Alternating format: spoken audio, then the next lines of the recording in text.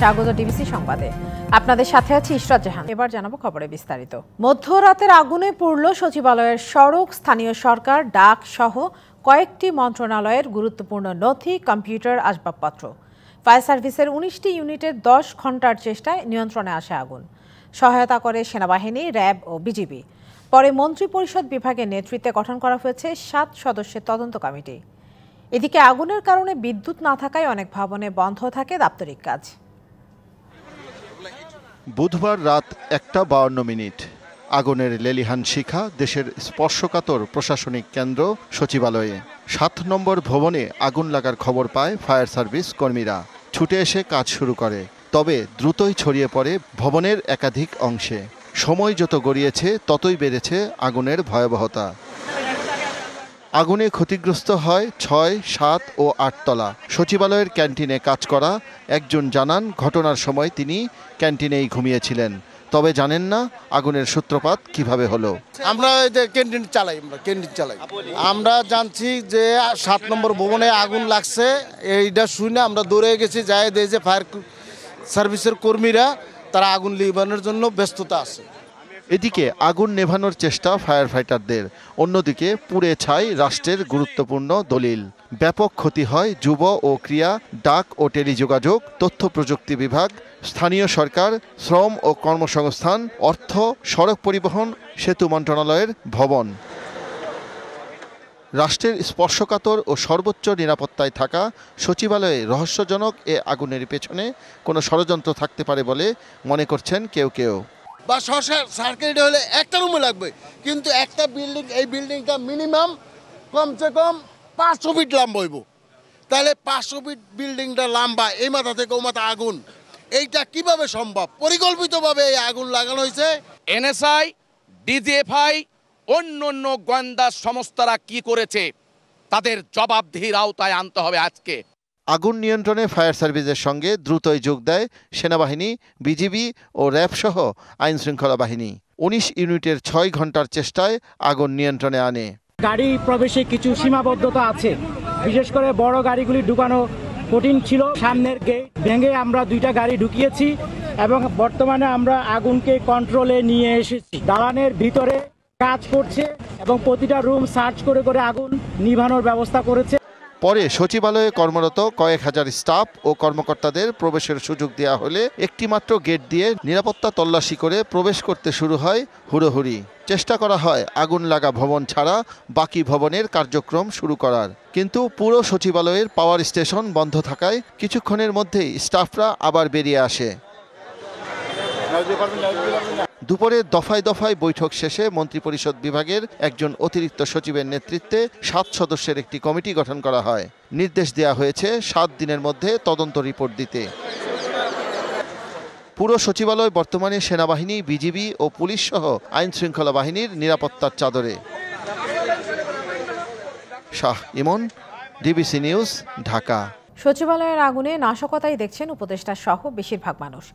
সবার প্রশ্ন, একই ভবনে একসাথে 2 প্রান্তে কিভাবে আগুন লাগে? রাষ্ট্রের এমন গুরুত্বপূর্ণ স্থাপনায় নিজস্ব আগুন নির্বাপন ব্যবস্থারই বা কি হলো? শেখ হাসিনার বিরুদ্ধে দুর্নীতির তদন্ত শুরু হওয়াতেই পরিকল্পিতভাবেই আগুন লাগানো হয়েছে বলে মনে করছেন অনেকে। সুষ্ঠু তদন্ত করে নাশকতাকারীদের কঠোর শাস্তির দাবি সংশ্লিষ্টদের। বুধবার মধ্যরাতে সচিবালয়ে আগুনের দৃশ্য। ৭ নম্বর ভবনের 2 প্রান্তে লেলিহান শিখাই যেন তৈরি করেছে প্রশ্ন। আগুনের এই দৃশ্যের পর প্রশ্ন উঠেছে, এটি দুর্ঘটনা নাকি নাশকতা? সচিবালয়ে কর্মরত বেশিরভাগই মনে করছেন চক্রান্ত করেই লাগিয়ে দেয়া হতে পারে আগুন। এক ভবনের পশ্চিম দিকে আগুন লাগার কারণে আবার সেটি হঠাৎ করে আবার পূর্ব দিকে লাগে, সেটি তো একটা সন্দেহের অবকাশ থেকেই যায়। যেটা এমনি লাগলো না কোনো ষড়যন্ত্র শিকার, এটা দেখা অবশ্যই উচিত। অবশ্যই এটার সুষ্ঠু তদন্ত হয়ে দোষীদের খুঁজে বের করে দৃষ্টান্তমূলক শাস্তি চায়। পুড়েছে সচিবালয়ের গুরুত্বপূর্ণ বিভিন্ন মন্ত্রণালয়ের বিভিন্ন দপ্তর, যাতে গুরুত্বপূর্ণ তথ্য সহ ছিল বিগত সরকারের দুর্নীতির নানা প্রমাণও। ষড়যন্ত্রে জড়িত কাউকে ছাড় না দেওয়ার ঘোষণা উপদেষ্টা আসিফ মাহমুদ সজীব ভুঁইয়ার, একই ঘোষণা বিভিন্ন মহলের। খুনি শেখ হাসিনার সময় যারা বিভিন্ন দালাল ছিল, বিভিন্ন অন্যায় অপকর্ম দুর্নীতি ছিল, এগুলোর যে ফাইলগুলো, এই ফাইলগুলো যখন তারা বিভিন্নভাবে এগুলো নিয়ে তদন্ত করছিল, এই ফাইলগুলো সংরক্ষণ করছিল বিচারের জন্য, ঠিক তখনই এই সচিবালয় এরকম একটি প্ল্যান করে এরকম অগ্নিকাণ্ড ঘটনা হয়েছে। এরই মধ্যে কাজ শুরু করেছে সরকার গঠিত 7 সদস্যের তদন্ত দল। আলাদা তদন্ত করছে ফায়ার সার্ভিসও, পাশাপাশি ছায়া তদন্ত করছে আইনশৃঙ্খলা রক্ষাকারী বাহিনীর বিভিন্ন সংস্থাও। তদন্তের পরে বলা যাবে, প্রাথমিকভাবে আমরা বলতে পারবো না, একটা ইনভেস্টিগেশনের পরে আমরা বলতে পারবো। কারণ আগুনটা 6 তলায় লাগছে, 11টা 7, 8 উপরের দিকে গেছে, কিন্তু নিচে আর আসতে পারবে না। অগ্নি নির্বাপন বিশেষজ্ঞরাও এই আগুনের পেছনে নাশকতাই দেখছেন বেশি। ওই সচিবালয় রাত্রে একটাই তো কাজ করার কোনো লোক নাই, এটা সবসময় লাইট টাইট সব কিছু বন্ধ ছিল, তো আলটিমেটলি ইলেকট্রিক্যাল লোডও ছিল না।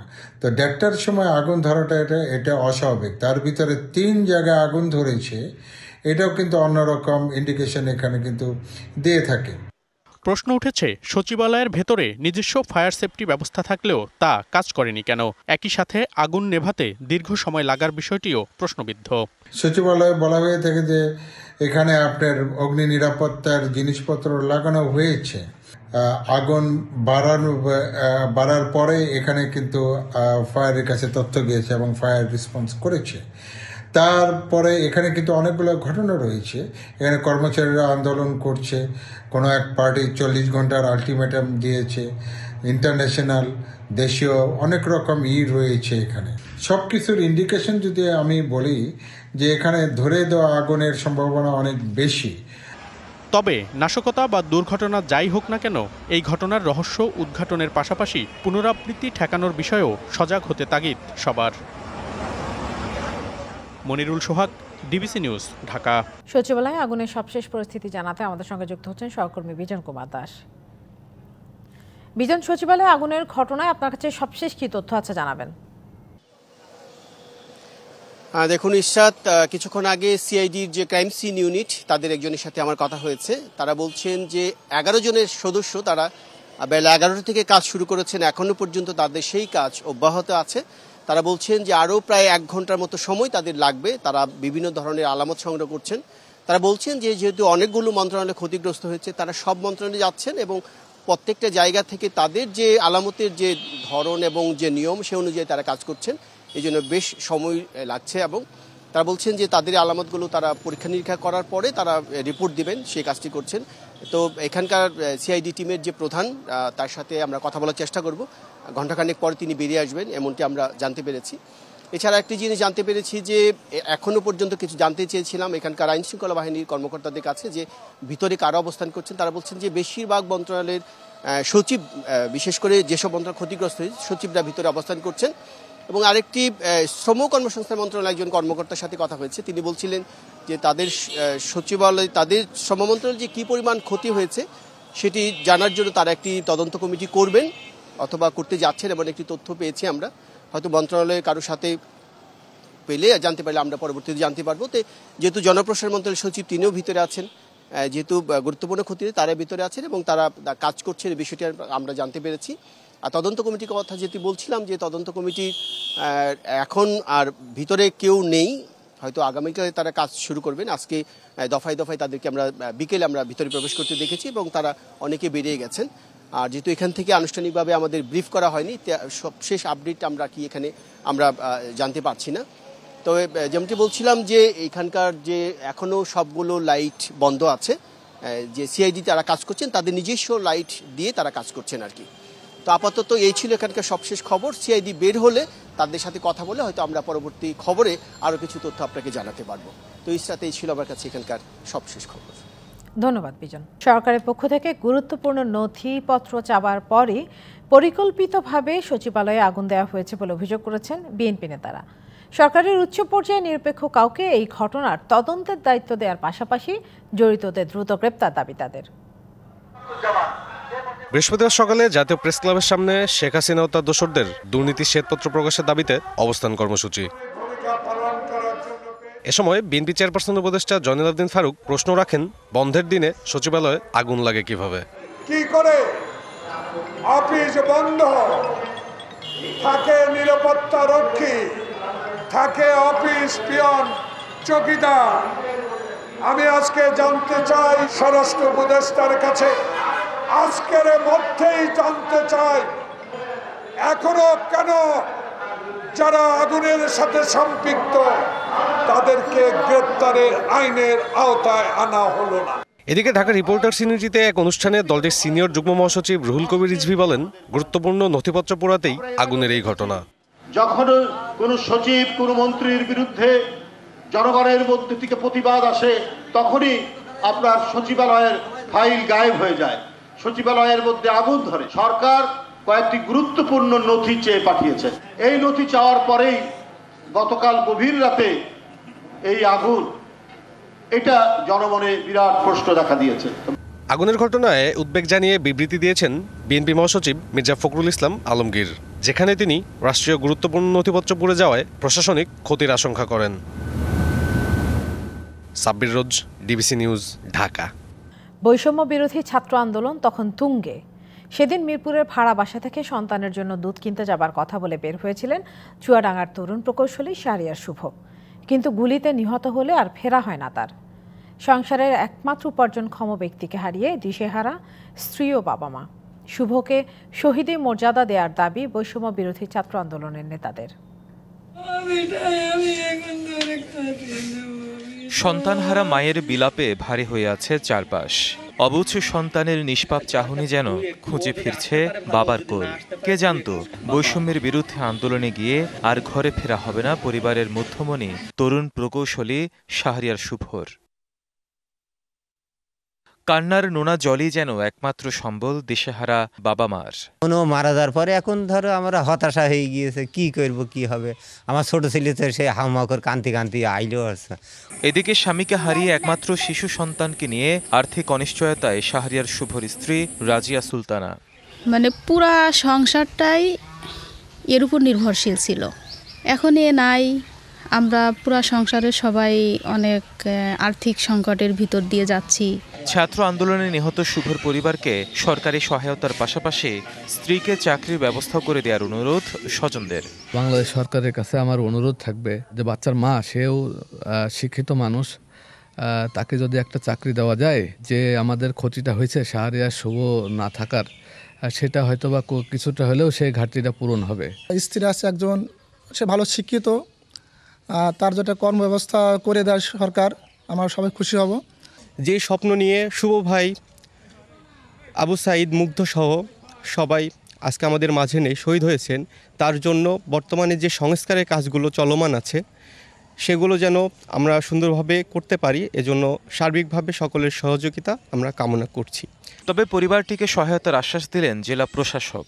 জেলা প্রশাসন, উপজেলা প্রশাসন তরফ থেকে তাদেরকে আমরা সার্বিক সহযোগিতা দিতে প্রস্তুত। এক্ষেত্রে আমাদের উপজেলা প্রশাসনের মাধ্যমে তাদেরকে সার্বক্ষণিক খোঁজ খবর রাখা হয়। বৈষম্য বিরোধী ছাত্র আন্দোলনে চুয়াডাঙ্গার শাহরিয়ার শুভ ছাড়াও নিহত হয়েছে আরও একজন, এছাড়া আহত হয়েছে ৪২ জন। DBC news desk. রাজনৈতিক বিবেচনায় রাজুকের ৬০ কাঠা প্লট নেয়ার অভিযোগে সাবেক প্রধানমন্ত্রী শেখ হাসিনা, বোন শেখ রেহানা ও তাদের সন্তান সহ পরিবারের ৬ সদস্যের নামে অনুসন্ধানের সিদ্ধান্ত নিয়েছে দুর্নীতি দমন কমিশন। এদিকে সাবেক প্রতিমন্ত্রী নসরুল হামিদ বিপুর অ্যাকাউন্টে প্রায় ৬,০০০ কোটি টাকা লেনদেনের তথ্য দিয়ে মামলা করেছে দুদক। পূর্বাঞ্চলের নতুন শহর প্রকল্পের ২৭ নম্বর সেক্টরের কূটনীতিক জোনে ৬০ কাঠা প্লট বরাদ্দ দেয়া হয় সাবেক প্রধানমন্ত্রী শেখ হাসিনা এবং তার পরিবারকে। দুদক জানায় শেখ হাসিনা ছাড়াও তার ২ সন্তান সজীব ওয়াজেদ জয়, সাইমা ওয়াজেদ পুতুল, ছোট বোন শেখ রেহানা, তার সন্তান রেদওয়ান মুজিব সিদ্দিকী ববি এবং আজমিনা সিদ্দিকীর নামে ১০ কাঠা করে মোট ৬০ কাঠা প্লট বরাদ্দ দেয়া হয়।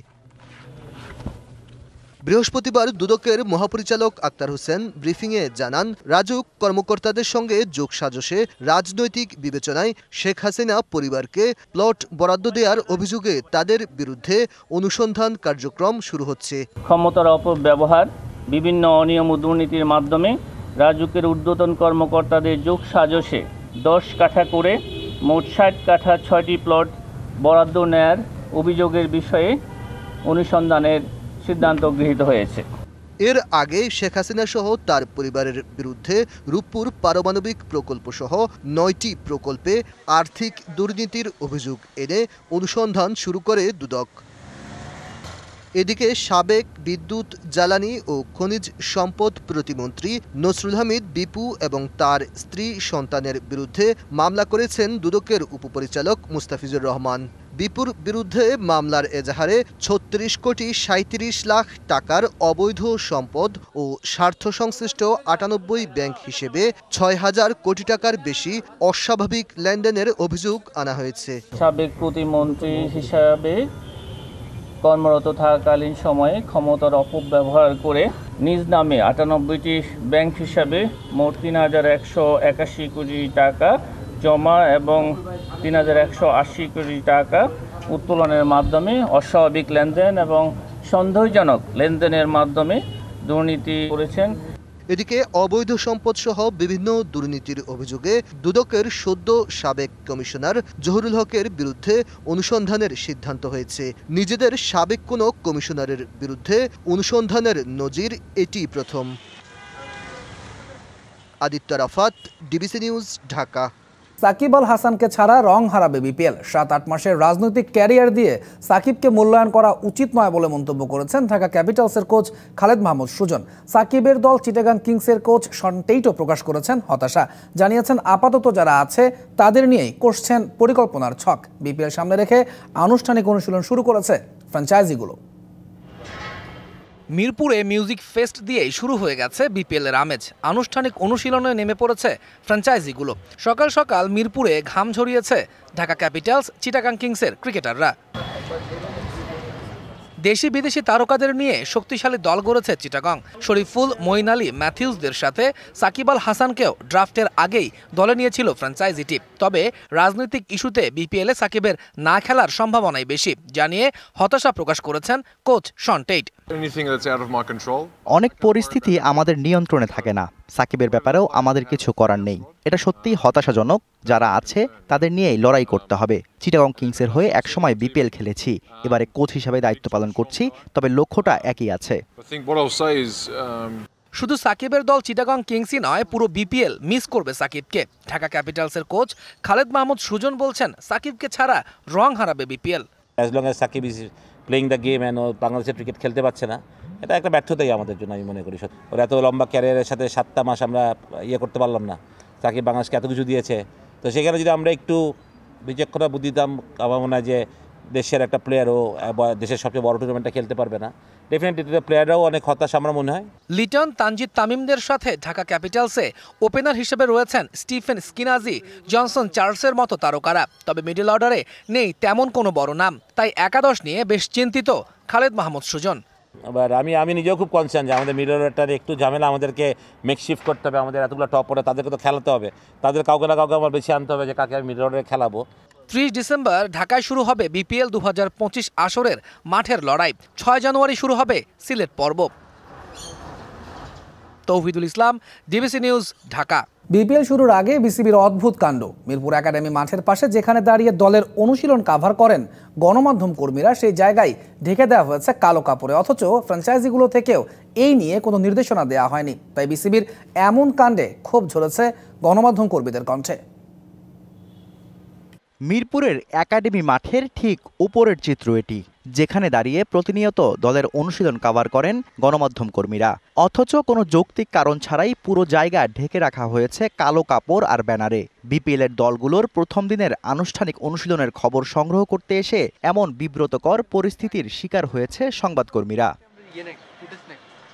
পূর্ব পাশে এক চিলতে ফাঁকা জায়গা, আর কোনো উপায় না পেয়ে সেখান থেকেই সবার অনুশীলন দেখার চেষ্টা। অথচ এত ছোট জায়গায় এত বেশি গণমাধ্যম কর্মীদের দাঁড়িয়ে থাকা সম্ভব নয়। তাছাড়া এখান থেকে অনুশীলনের চিত্র ভালো করে বোঝার উপায় নেই। বিসিবির এমন অদ্ভুত সিদ্ধান্তে ক্ষোভ ঝরল গণমাধ্যম কর্মীদের কণ্ঠেও। বিপিএলের যে আপকামিং আসছে, যে এই খবরটা আমরা দর্শকের কাছে পৌঁছাই, সেই খবরটা যদি ঠিকমতো না দিতে পারি তাহলে বিপিএল যে পরিবর্তন, সেই পরিবর্তনটা আমরা কীভাবে বলবো। 12 সাল থেকে শুরু করে এখন পর্যন্ত কাভার করছি, কখনো দেখিনি এমন। আমি পার্সোনালি 2জনকে কল দিয়েছিলাম বোর্ডের, আমার দরকার ছিল এই উত্তরটা জানার। আনফর্চুনেটলি কেউ ফোন রিসিভ করেন। যে গণমাধ্যম কর্মী যারা কাজ করি, অনুশীলনের ফুটেজটা আমাদের কাছে গুরুত্বপূর্ণ, আমাদের জন্য সেটা ঠিক আছে, কিন্তু এটা তো দর্শকের কাছে পৌঁছাচ্ছে। সেই ফুটেজটা যদি আমরা সঠিকভাবে দেখাতে না পারি, দর্শক তো খেলাটার সাথে এঙ্গেজ হতে পারবে না। দলগুলো অনেক সময় নিজেদের কৌশল সম্পর্কে প্রতিপক্ষকে না জানাতে করে ক্লোজ ডোর অনুশীলন। তবে ফ্র্যাঞ্চাইজিগুলো নিশ্চিত করেছে এ ব্যাপারে কিছুই জানা নেই তাদের। না, আমি তো আসলে জানি না। এটা আমি মনে করি সেটা নিয়ে মনে কথা তো অবশ্যই বলবে, যেহেতু ফ্র্যাঞ্চাইজিগুলোও চায় তাদের সম্বন্ধে জানুক মানুষরা। এই নিয়ে গণমাধ্যম কর্মীরা বিসিবি কর্তাদের সাথে যোগাযোগ করার চেষ্টা করলেও মেলেনি যৌক্তিক কোনো উত্তর। অনেক পরিবর্তনের বিপিএলে বিসিবি এই একাডেমি মাঠ কালো কাপড় দিয়ে ঢেকে যে পরিবর্তন দেখিয়েছে সেটা জন্ম দিচ্ছে অনেক প্রশ্নের। ফ্র্যাঞ্চাইজিদেরও এই প্র্যাকটিস কভার করা নিয়ে কোনো আপত্তি না থাকা সত্ত্বেও ঠিক কেন করা হয়েছে এমনটা, সেই প্রশ্নের উত্তর বিসিবির কারো কাছে নেই। Shahriar Hossain, DBC news, Mirpur Sher-e-Bangla stadium. 2024 সালে ক্রিকেট ফুটবলের বাইরে বাংলাদেশের ক্রীড়াঙ্গন আন্তর্জাতিক সাফল্য দেখেছে হকি, দাবা সহ বেশ কিছু ইভেন্টে। তবে প্যারিস অলিম্পিক থেকে খালি হাতে ফিরেছেন 5 অ্যাথলেট। এছাড়া গ্র্যান্ডমাস্টার জিয়াউর রহমান, কমনওয়েলথ গেমসে স্বর্ণজয়ী সাবেক শুটার আতিকুর রহমান সহ অনেককেই হারায় দেশের ক্রীড়াঙ্গন। বছর শেষে দেখে নেব দেশের ক্রীড়াঙ্গনের প্রাপ্তি অপ্রাপ্তিগুলো। শুনশান নীরবতা বেশিরভাগ ফেডারেশনগুলোতে, অথচ লাপাত্তা কর্মকর্তারা। 2024 সালে এমন নজিরবিহীন ঘটনাই দেখল দেশের ক্রীড়াঙ্গন। জুলাই আগস্টে ছাত্র জনতার অভ্যুত্থানে আওয়ামী লীগ সরকারের পতনের পর গা ঢাকা দেন বিভিন্ন ক্রীড়া ফেডারেশনের শীর্ষ কর্তারা। দীর্ঘদিন অভিভাবকহীন থাকার পর অন্তর্বর্তী সরকারের ক্রীড়া মন্ত্রণালয় 9টি ফেডারেশনে অ্যাডহক কমিটি নিয়োগ দেয়। সার্চ কমিটির মাধ্যমে শিগগিরই দেওয়া হবে বাকিগুলোর কমিটি। ধীরে ধীরে গতি ফিরবে ক্রীড়াঙ্গনে। 2024 ছিল অলিম্পিকের বছর। প্যারিসে এবারের আয়োজনে বাংলাদেশ থেকে অংশ নিয়েছিলেন 5 জন অ্যাথলিট, কিন্তু এবারও ফিরতে হয়েছে অংশগ্রহণ ও অভিজ্ঞতা অর্জনের সান্ত্বনা নিয়ে। শুটার রবিউল ইসলাম বাদ পড়েছেন বাছাই পর্ব থেকে। দ্রুততম মানব ইমরানুর হতাশ করেছেন 100 মিটার স্প্রিন্টে। সাঁতারে সোনিয়া খাতুন ও সামিউল ইসলামও বাদ পড়েছেন হিট থেকে। একমাত্র বাংলাদেশি হিসেবে সরাসরি গেমসে সুযোগ পাওয়া আর্চার রবিউল ইসলাম প্রথম পর্বেই হেরেছেন আগের আসরের রৌপ্যজয়ী নেসপলির কাছে।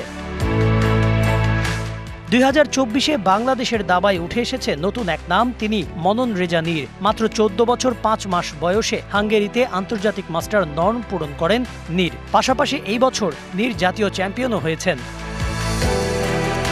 বছরের শেষ মাসে এসে হকির ইতিহাসে সেরা সুখবর এসেছে। ওমানে অনূর্ধ্ব 21 এশিয়া কাপ হকিতে বাংলাদেশ 5ম স্থান অর্জন করে। এতে প্রথমবার যুব বিশ্বকাপ নিশ্চিত হয় বাংলাদেশের যুবাদের, যা অনুষ্ঠিত হবে আগামী বছর ভারতে।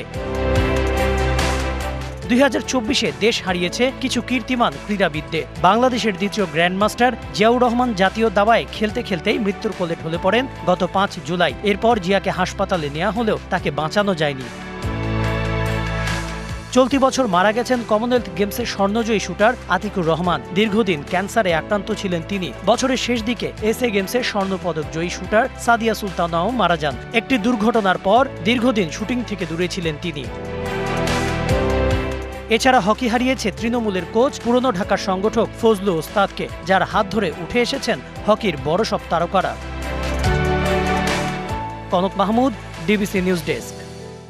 বাফুফের টেকনিক্যাল ডিরেক্টরের সাথে সাক্ষাৎ করেছেন মার্কিন প্রবাসী ফুটবলার জায়ান আহমেদ।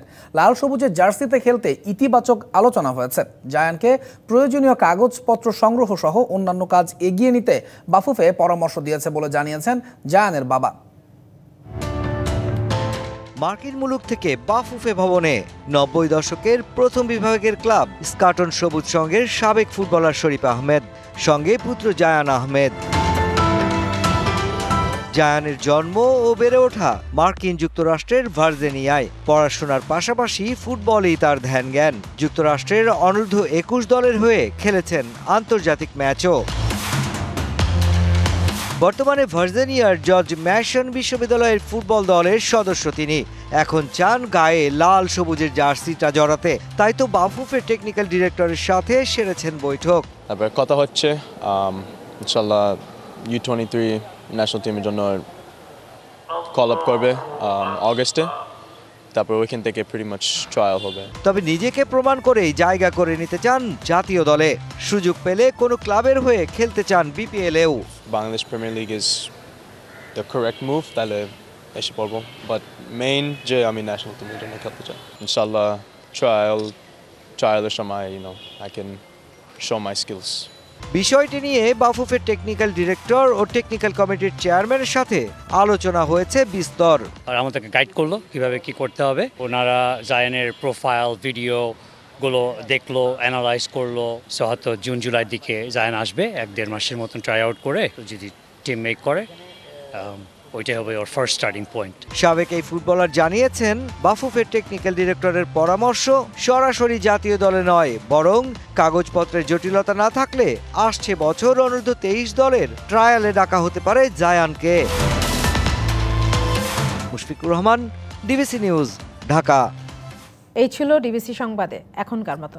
ডিবিসি নিউজের সংবাদগুলো পড়তে ভিজিট করুন ডিবিসি নিউজ